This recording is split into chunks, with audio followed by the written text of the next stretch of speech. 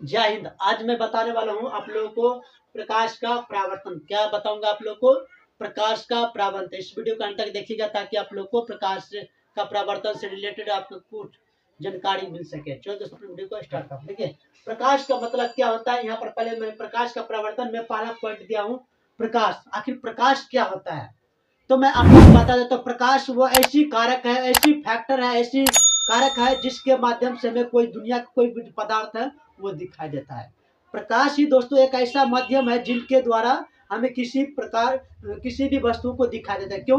क्योंकि जब तक वो प्रकाश किसी वस्तु पर पड़ेगा नहीं और पड़ने के पश्चात वो वस्तु हमको लौटा देता है उस किरण को, अर्थात उस प्रकाश को लौटा देता है जिसके कारण किसी वस्तु को देख पाते हैं। समझ गए? जैसे कि हम आप देख रहे हैं हमको तो सूरज का प्रकाश जो इस श्याम पट पर ब्लैक बोर्ड पर पड़ता है तभी जाकर मैं किसी अक्षर को बता पाता हूँ। क्यों? क्योंकि ये बोर्ड जो है ये प्रकाश को परावर्तन करता है। प्रकाश के परावर्तन के बारे में बताएंगे आगे।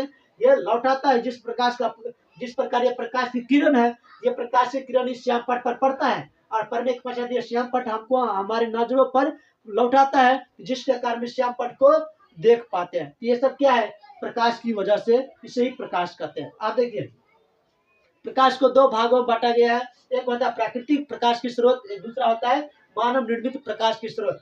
तो प्रकाश की स्रोत तो दो हो गया है। उसमें से कुछ होता है जो प्राकृतिक स्रोत का मतलब प्राकृतिक प्रकाश स्रोत का मतलब दो दो पदार्थ होते हैं, जैसे कि सूर्य और तारे। क्योंकि तारे का भी अपना प्रकाश है, सूर्य का भी अपना प्रकाश, इसीलिए उसे प्राकृतिक प्रकाश की स्रोत कहते हैं। दूसरा होता है मानव निर्मित, जो मानव के द्वारा बनाए गए, जैसे टॉर्च, बल्ब, मोमबत्ती, ये सब क्या हो गया?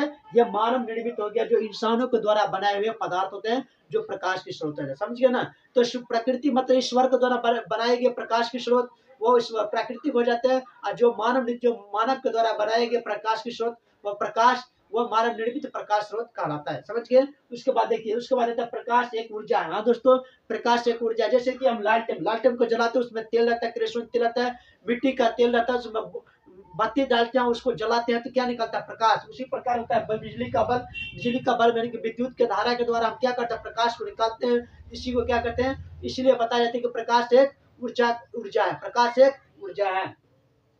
तो उसके बाद देखिए वस्तु का मतलब प्रकाश की दृष्टि से दो प्रकार के होते हैं। तो एक होता है प्रदीप्त पदार्थ जिसे हम दीप्तमान पदार्थ कहते हैं, उसको अंग्रेजी में लुमिनस कहते हैं। एक होता है अदीप्तमान यानी कि अदीप्तमान यहाँ पर लिख दिया, अदीप्तमान अप्रदीप्त वस्तु किसे कहते हैं? अप्रदीप्त वस्तु। और दूसरा होता है अदीप्तमान, वही उसी का नाम हुआ प्रदीप्त या अप्रदीप्त वस्तु है। इसको कहते हैं अंग्रेजी में नन नन लूमिनस। क्या कहते हैं? नन नन लूमिनस कहते हैं, लूमिनस कहते हैं। जैसे कि देखिए प्रकाश में प्रदीप्त प्रकाश, प्रदीप्त या प्रदीप्तमान का मतलब होता है जो वस्तु प्रकाश देता है। क्या होता है?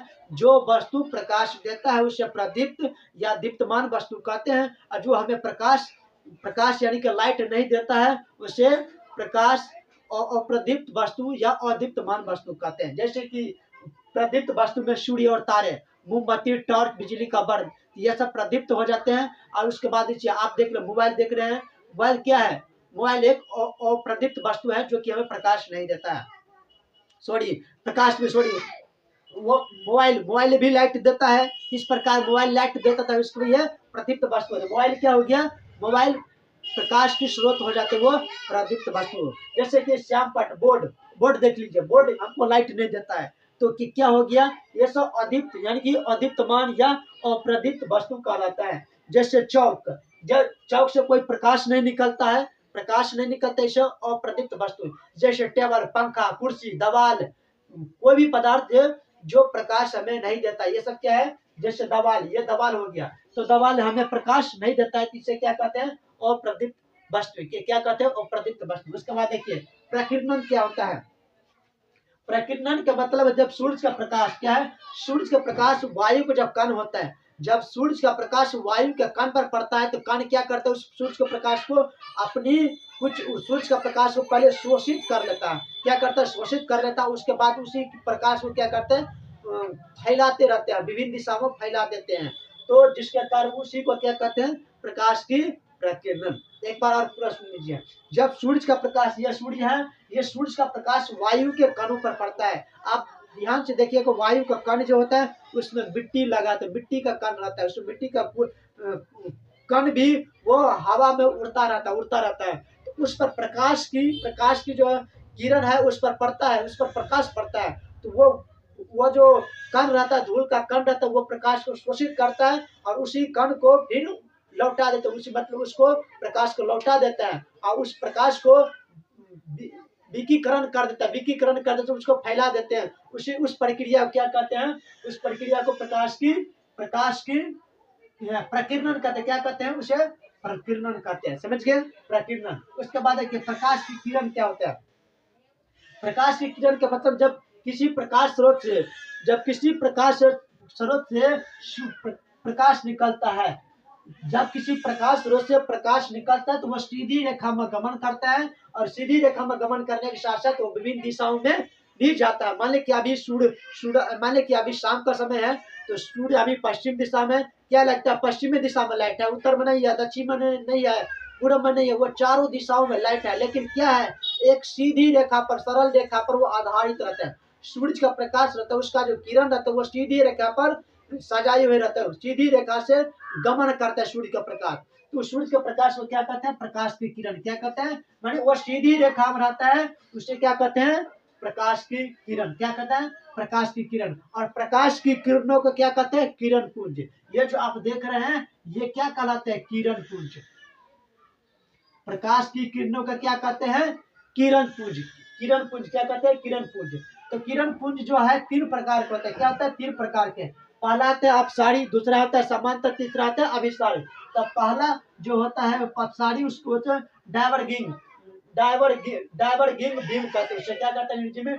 डायवर्गिंग बीम कहता है। उसके बाद समांतर किरण पुंज हो जाते हैं जिसे पैरेलल बीम कहते हैं। क्या कहते हैं? पैरेलल। और उसके बाद होता है अभिसारी किरण पुंज। तीसरा होता है अभिसारी किरण पुंज जिसको कॉन्वर्गिंग कहते हैं, कॉन्वर्गिंग बीम कहते हैं। अब देखिए मैं आप लोग को बताता हूँ अपसारी क्या था। अपसारी का मतलब, अपसारी किरण पुंज ऐसा किरण पुंज होता है जैसे अच्छी तरह देखिए, जैसे प्रकाश की स्रोत, जिसे क्या है? प्रकाश की स्रोत से सूर्य लो, टॉर्च लो, बिजली का बल्ब लो, कोई भी, तो प्रकाश के स्रोत से प्रकाश जब निकलता है तो प्रकाश निकलने के पश्चात वो प्रकाश एक बिंदु से प्रकाश निकलता है और वो कई दिशाओं में फैलता है।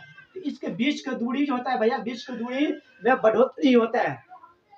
इसके जो मतलब अपसारी किरण पुंज जो होता है वो किसी एक बिंदु से, यानी कि प्रकाश के स्रोत से निकलता है और किसी एक बिंदु से निकलता है। बिंदु से निकलने के पश्चात वो कई दिशाओं में मतलब हर दिशा में वो विचरण करता है। विचरण करने के पश्चात जो है इसके बीच का दूरी बढ़ता है। इसके बीच का दूरी क्या आता है? बढ़ता है, धीरे धीरे बढ़ता है। इसे क्या कहते हैं? अपसारी किरण पुंज। उसके बाद देखिए दूसरा आता है समांतर किरण पुंज। समांतर किरण पुंज ऐसा किरण पुंज होता है जिसके बीच की दूरी में क्या होता है? बराबर समानता रहता है। जैसे सूर्य का जब प्रकाश निकलता है तो उसके बीच में जो क्या था? बराबर दूरी। इसमें क्या रहता है?